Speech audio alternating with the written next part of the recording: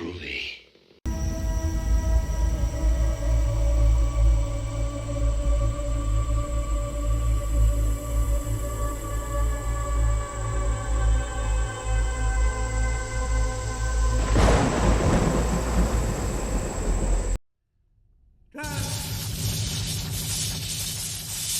Yoo-hoo, and thanks for tuning in to another cult horror movie review. This is a Canadian movie that I saw about 10 years ago, and it left an impact on me, in a good way because I remember really liking it.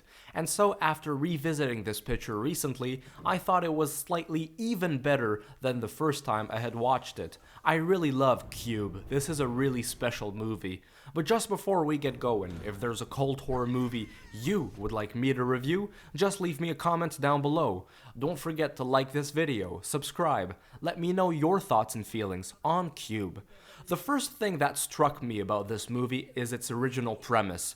The question that came to my mind was, how could someone ever come up with an idea of people trapped in a giant cube full of moving rooms and booby traps? That's essentially what Cube is all about, and it's a hard premise to pull off, and yet somehow they managed to do it.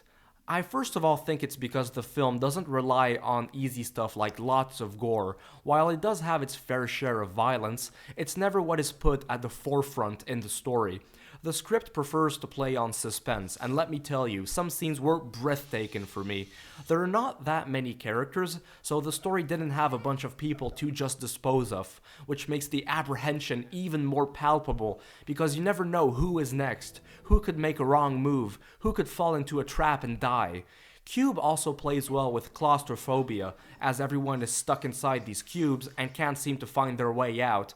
I'm fascinated by the things they were able to accomplish for a low-budget production. I noticed that there aren't that many different traps that are presented to us, but the ones we do see are cool. I really like the interior of the rooms. They give off a very futuristic and otherworldly vibe. For the money they had, I found the performances to be overall good enough. And that's another thing I wanted to point out, it's the characters. As the runtime progresses, the dynamics between the people progressively worsens, which reminded me a lot of Night of the Living Dead, where we start seeing the real faces of people in times of distress and tension, and how easily some characters can turn on each other in situations of desperation, suggesting that the menace may very well come just as much from the inside as it does from the outside.